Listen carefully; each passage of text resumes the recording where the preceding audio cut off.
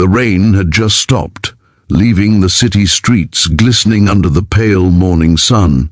A few stray clouds drifted lazily across the sky, casting fleeting shadows over the pavement.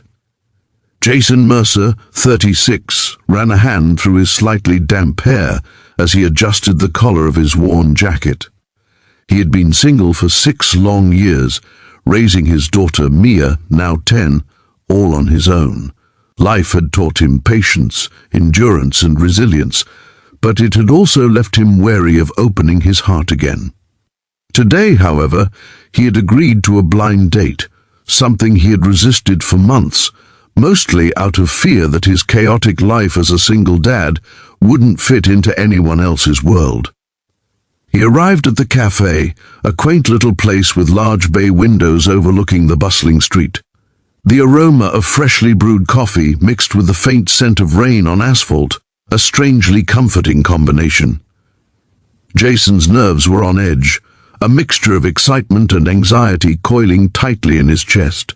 He checked his watch for the 3rd time in 10 minutes. His blind date, a woman named Serena, had messaged that she'd be there shortly. As he waited, Jason's mind drifted to Mia, sitting at home with a sketch pad and crayons, drawing elaborate scenes of superheroes saving the day. He couldn't help but smile at the thought, imagining how she would tease him if he told her he was nervous about meeting someone. His phone buzzed, breaking the spell. A message from Serena popped up, "I'm here!" by the window. Jason took a deep breath, reminding himself to stay calm, and entered the cafe. That's when he saw her. Serena, 34, had an effortless elegance about her. She wore a soft pastel dress, her hair cascading in loose waves over her shoulders. There was a quiet strength in her posture, an aura of warmth that immediately drew him in. He smiled, and she returned it with a gentle, inviting smile of her own. But then, as he walked toward her, Serena's words stopped him cold, in a tone as casual as one. "Might say good morning," she said. "My kids are waiting outside." Jason froze, confusion flooding his mind. Kids, plural, here, now? His chest tightened as he tried to process what she meant.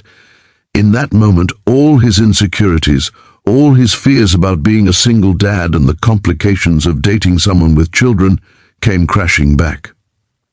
He had always been cautious, worried that his life, revolving around school runs, homework and bedtime stories, was too messy for someone else to step into. Serena noticed his hesitation and reached across the table, her eyes softening. "I know it's sudden," she said, "but I wanted to be up front. They're my world, and I wanted you to know before we start." Jason swallowed hard, his thoughts spinning. He wanted to smile, to reassure her, but the truth was that he didn't know if he was ready for this. His mind flashed to Mia. Could he trust someone else to care for children? Could he risk his daughter's heart on a woman he barely knew? He nodded slowly, trying to mask the whirlwind of thoughts raging inside him.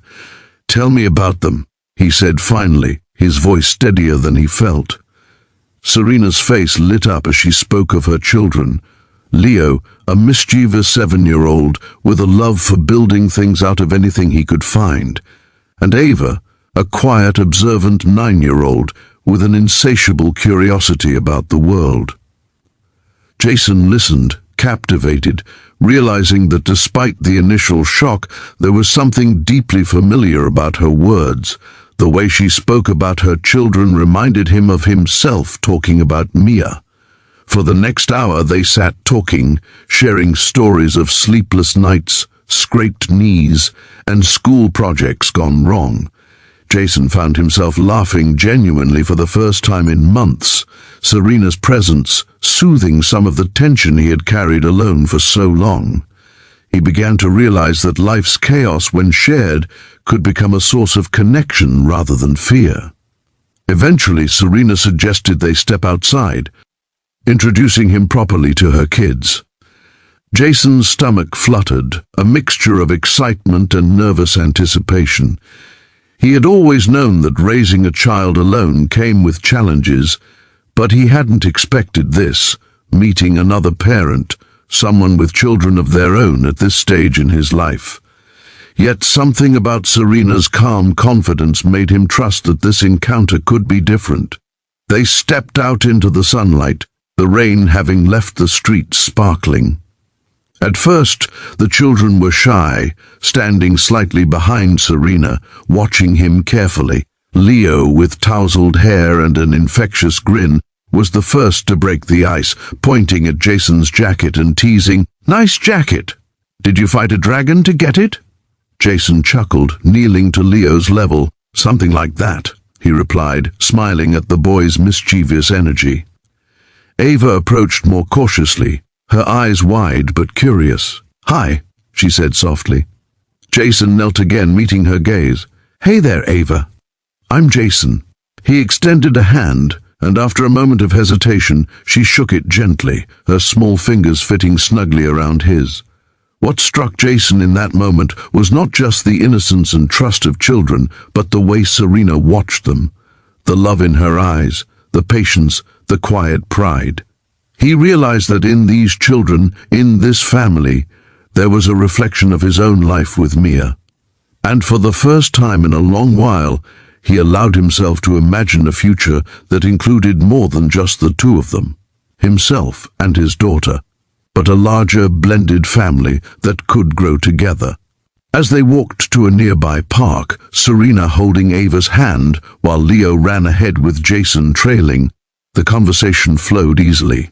Jason discovered shared values, love, patience, laughter, the importance of honesty.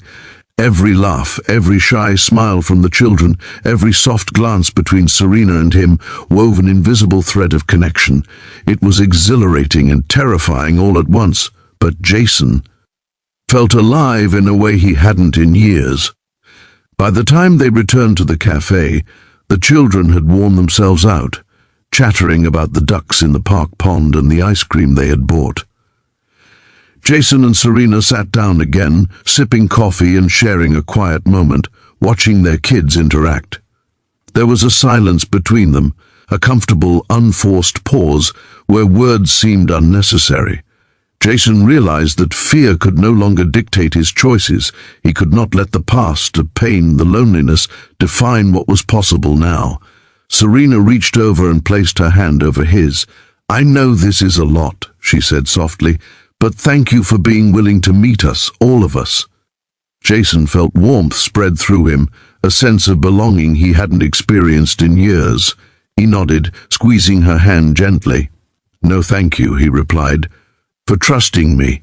The weeks that followed were a delicate dance of new beginnings. Jason took extra care with Mia, introducing her slowly to Serena and her children, encouraging gentle friendships.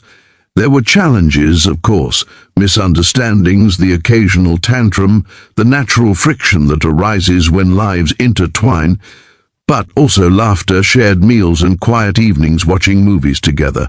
Every step forward required courage, patience, and vulnerability, but each small victory cemented the bond forming between them.